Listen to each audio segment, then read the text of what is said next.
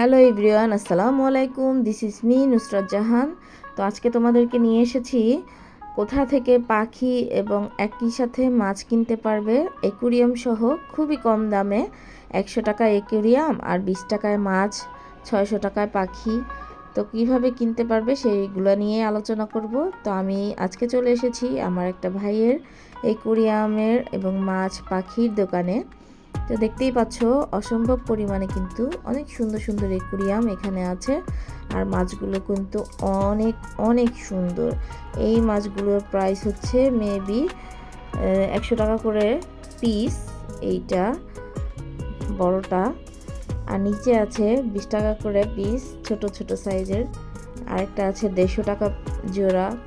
তো এরকমভাবেই কিন্তু নিতে পারো। যারা মাছ পছন্দ করো, অ্যাকুরিয়ামের দোকানে এসে পছন্দ মতো অ্যাকুরিয়াম কিনে তারপর পাথর দিয়ে, তারপর হচ্ছে গাছ আছে, অরিজিনাল গাছও ভাইয়ার দোকানে আছে, যেটা কিনা একদম রিয়েল মাটি দিয়ে তারা বানিয়েছে। ওইটাও তোমরা চাইলে কিনে ওইখানে সাজিয়ে দিতে পারো নিজের ইচ্ছা মতো। সুন্দর করে কিন্তু অ্যাকুরিয়ামটাকে সাজিয়ে তারপর পছন্দ মতো মাছগুলো তোমরা নিতে পারো।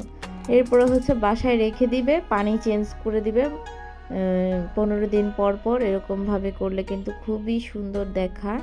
আমারও অ্যাকুরিয়াম আছে, আমি এরকমই করে রাখি। আর ফিল্টার দিয়ে দিবে, অক্সিজেন থাকবে, লাইটিং থাকবে, দেখতে কিন্তু অসাধারণ সুন্দর লাগে, অনেক অনেক সুন্দর লাগে, তাই না?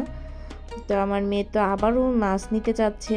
যতবারই নেওয়া হয় তো আমরা গ্রামের বাড়ি চলে যাই অনেক দিনের জন্য।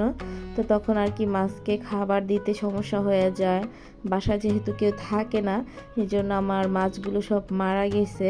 আবার নিব মাছগুলো।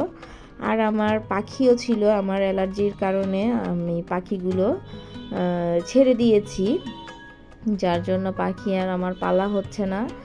ডক্টর নিষেধ করেছে যে আপনার পালা হবে না। তো তোমরা কিন্তু চাইলে পাখিও নিতে পারো। এখানে ভাইয়া 500 টাকা করে বলতেছে জোড়া দিবে, এবং ডিম অবশ্যই পারবে। তোমরা বাসায় নেওয়ার 1 মাস পরেই ডিম দিবে, বাচ্চা দিবে, অনেক অনেক বাচ্চা হবে। তো তোমরা চাইলে এখনই নিয়ে নিতে পারো অ্যাকুরিয়াম সহ। আর অনেক কম দামে মাছগুলো অনেক অনেক সুন্দর, অনেক সুন্দর। আমার তো অনেক ভালো লাগতেছে যে আমি সবগুলোই নিয়ে নিই মাছগুলো। তো গাইস দেখতে থাকো, মাছগুলো অসম্ভব সুন্দর। আমার মেয়ে তো কান্নাকাটি শুরু করে দিয়েছে যে মা মাছ আবার নাও, মাছ নাও। আমার বাসায় অ্যাকুরিয়াম আছে, তো মাছ নিব, ভাবতেছি যে ঈদের পরে নিব, একটু ঝামেলাটা শেষ হোক তারপরে নিচ্ছি মাছ। তো আরেক দিন যখন যাব তোমাদের সাথে শেয়ার করব কিভাবে মাছ নিচ্ছি আমি।